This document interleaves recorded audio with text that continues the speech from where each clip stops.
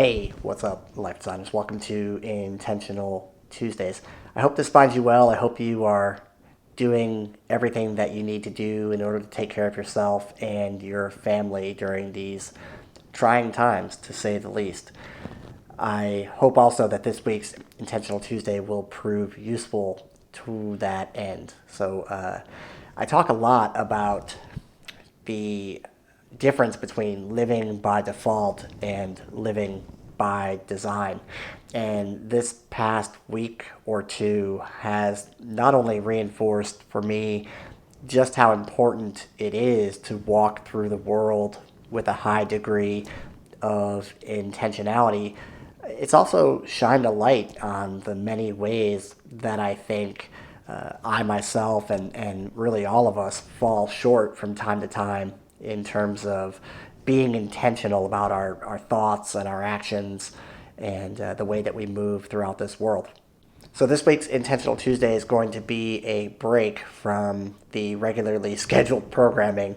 And this week's topic may not be quite as sexy as time management. I mean, what can be more sexy and appealing than time management? But I do hope it will be a little bit more timely. And this week we're going to be talking about the importance of intentionality and how that can be applied to these remarkable times. So if that sounds interesting to you, then stick with us because we're going to jump right in. So what does it mean to be intentional? A few words come to mind for me. The first one is awareness. In order to be intentional, we need to first be aware that there is even a situation that is worth noticing. I think most of us, most of the time, allow life to just flow past us without even taking note of really much of anything. Another word that comes to mind is purposeful. When we are acting in a manner that is intentional, it means that we have considered our actions and we have concluded that those actions are both right and necessary for the situation. And we also have considered a particular end in mind. Whenever we take intentional action, we have an end in mind. So when you combine awareness with purposeful action, really magical things happen. Now, of course, we can't live our entire lives, every second of our lives, with ultimate awareness and ultimate purpose. That would just be exhausting. But the reality is, these are not ordinary times. So perhaps a heightened degree of purpose and awareness is exactly what we need right now. So, how do we apply the concept of intentionality to the current situation? Let's start at a macro level and ask the question, how are you making sense of this particular situation? Where are you getting your information from? What particular biases do you hold that are going to cause you to gravitate towards certain narratives about what's happening in the world and cause you to move away from other narratives about what's happening? We all have personal biases. We each have beliefs about the world, and those beliefs are affecting how we interpret the information that is coming our way and how we are interpreting the current situation regarding the coronavirus. Now, of course, we cannot completely eliminate our biases, but we can bring them into our awareness. And by bringing our biases into our conscious awareness, we lessen the grip that those biases have on our perspective. For example, if you lean politically to the right, the chances are that you are biased towards believing that President Trump and the current administration are doing a good job regarding the handling of the current situation. And if you happen to lean politically to the left, chances are you are biased to believing that the current administration is doing a poor job regarding the current situation.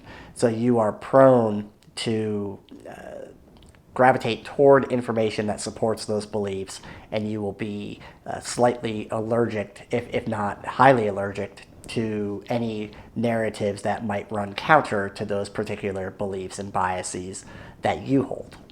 So the key here is, of course, to notice this about yourself. Name your own biases, and then fight the urge to blindly reinforce your beliefs and the urge to immediately dismiss the counter arguments or the counter beliefs. Take on more information during these times, not less. It seems we're going to have a lot of time on our hands anyway, and my recommendation is to use that time to develop a robust and a nuanced understanding of the complex issues that are going on right now. Don't just be intentional about the information that you take on board. Be very intentional about the information that you put back out into the world, whether this be through conversations with family and friends and colleagues, or whether it be on social media with passing information along. Resist the urge to only pass along the information that aligns perfectly with your biased perspective. That only kind of digs the trench deeper. Challenge yourself to see the complexity and to honor the complexity of what's actually going on.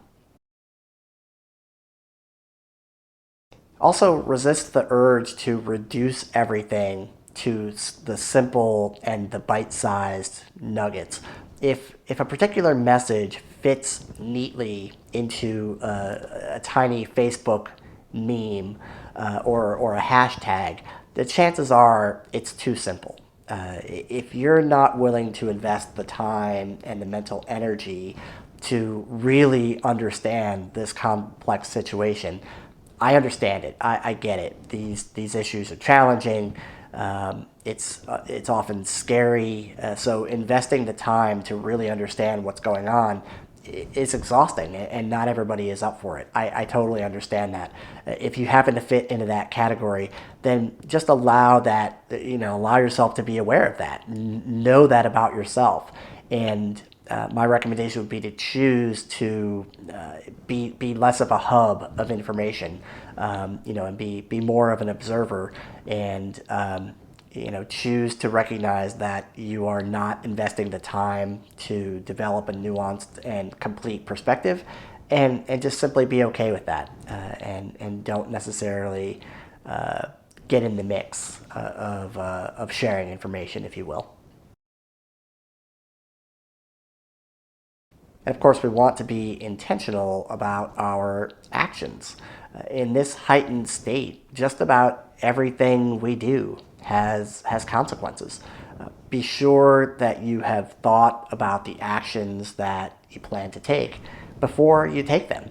Review your purpose, review your motives and your intention, and really think about why you are doing what you are doing. Now, of course, by the time you get to hear this this video, many of the decisions that we might be making, for example, regarding social distancing, those decisions are largely being made for us, it seems, at this point. But the reality is there are still going to be many decisions that each of us make on a daily basis that are going to have an impact on the people around us, how we spend our money, how we choose to interact, if there are times and places where we would be encountering other people, how we go about that, and just in general how we react to our fellow brothers and sisters about the issues that are happening. Just be conscious, be aware of the actions that you are taking. One of the most interesting aspects of this for me has been noticing the emotional impact and noticing the way that my own emotions are creeping in and affecting my decisions. Seeing a story about how stores are running out of toilet paper and food, and just noticing in myself how that triggers a fear, maybe a little bit of anger. But not only does it trigger those emotions become operative, and suddenly I feel the urge. I find myself grabbing my car keys and getting ready to run to the store, so I can save myself before it's too late. The key here is to notice this, to notice that those things are happening, those emotions are coming in.